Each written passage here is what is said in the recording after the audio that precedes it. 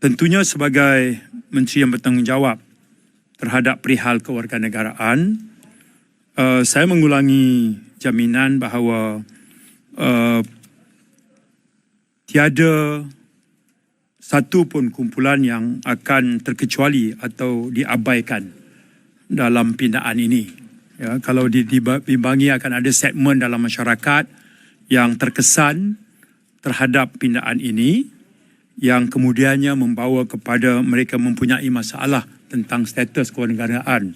Saya memberi jaminan bahawa keadaan itu tidak akan berlaku. Okey. Dan menjurus pada isu taraf kewarganegaraan anak-anak kepada ibu bapa berstatus pemustautin tetap yang dibangkitkan dalam sehari dua ini. Seketika saya jelaskan bahawa secara bahasa mudahnya ada dua kategori pemustautin tetap di Malaysia. Satu, mereka yang diberikan MyPR dan mereka mempunyai permit masuk dan memiliki dokumen perjalanan negara asing. Maksudnya, mereka ada dokumen immigration. Mereka ni kategori pertama, mereka adalah pemustautin tetap di Malaysia. Pada masa yang sama, mereka mempunyai dokumen perjalanan negara asing. Dia ada pasport negara asing. Okay.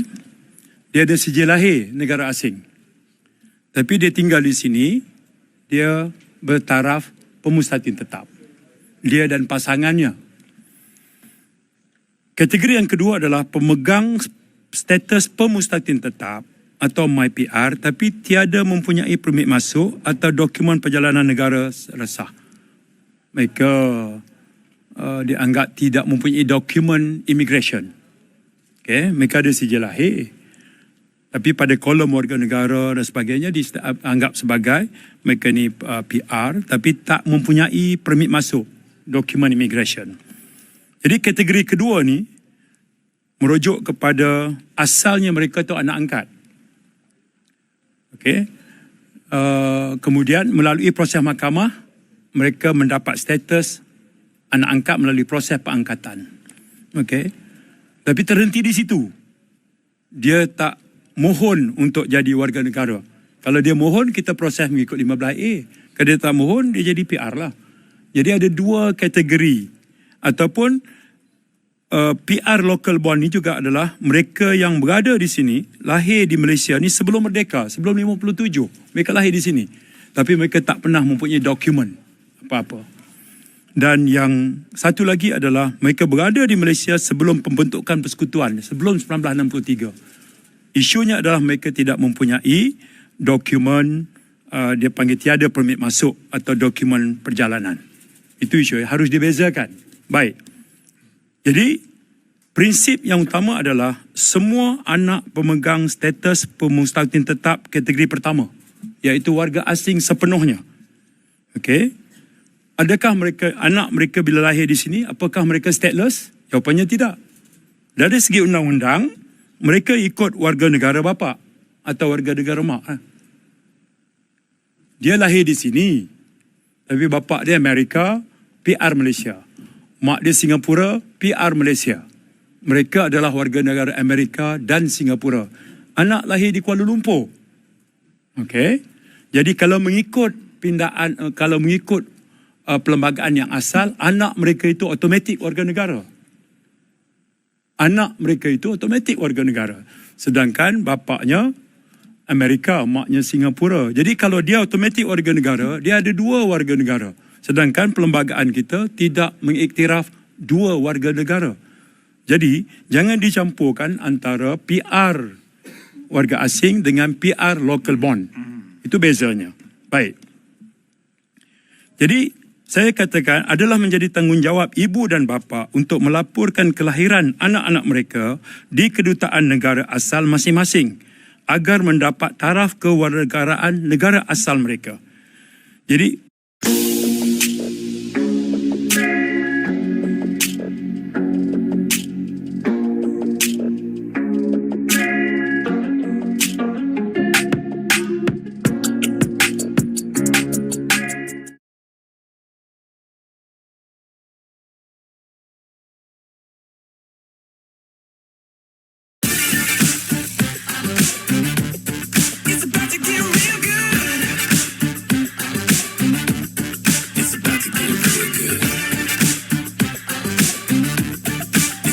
get real good.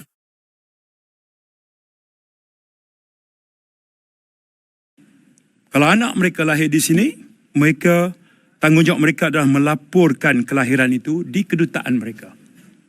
Ya, walaupun mereka PR kita, tapi mereka adalah warga negara asing. Jadi pindaan pemberian taraf warga negara secara buka kuasa undang-undang bertujuan bagi mengelak anak-anak pemusatin tetap memiliki dua kewarganegaraan. Bagi kategori kedua, Kerajaan Perpaduan Malaysia memberi sepenuh komitmen untuk memastikan individu di bawah kategori ini yang jumlahnya sekitar 30-an ribu. Jumlahnya sekitar 30-an ribu.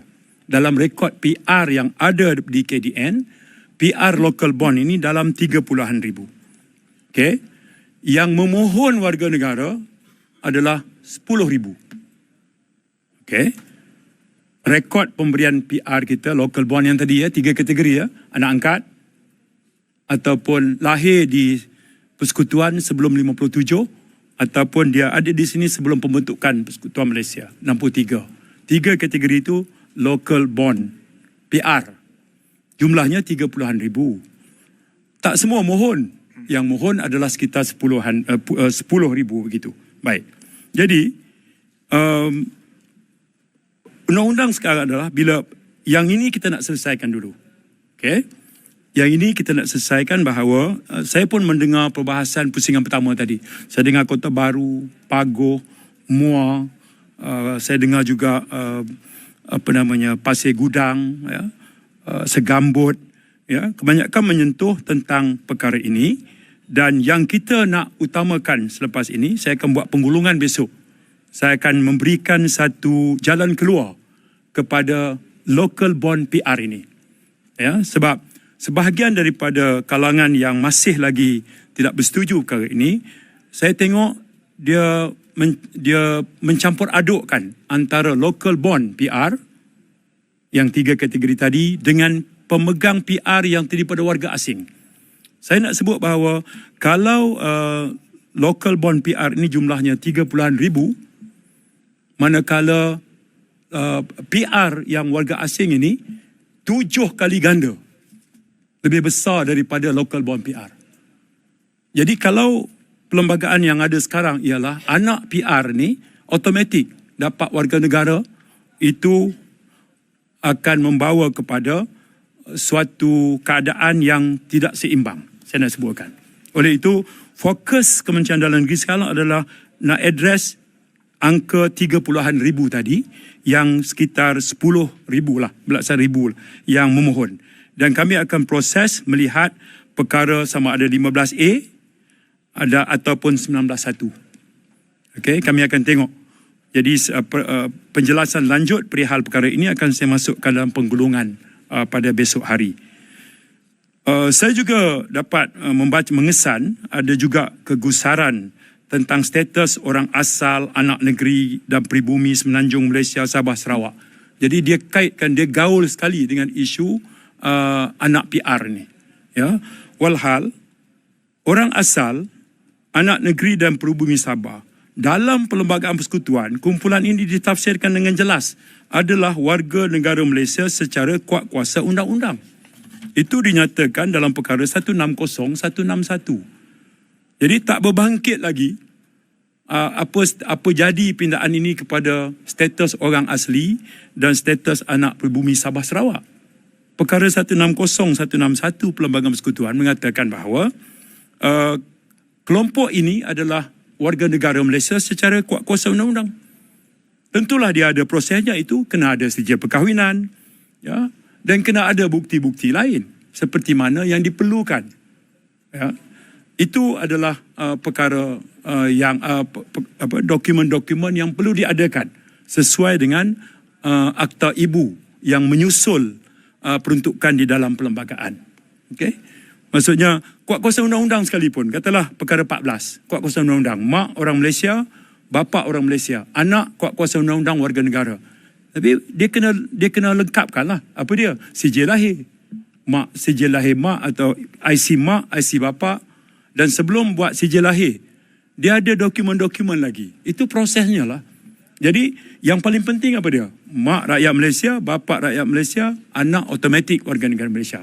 Orang asli, orang asal Sabah Sarawak, perkara 160, 161, mereka ini adalah warga negara Malaysia secara kuat kuasa undang-undang. Itu jelas. Tapi saya tengok, saya dua ni ada kenyataan yang memilih untuk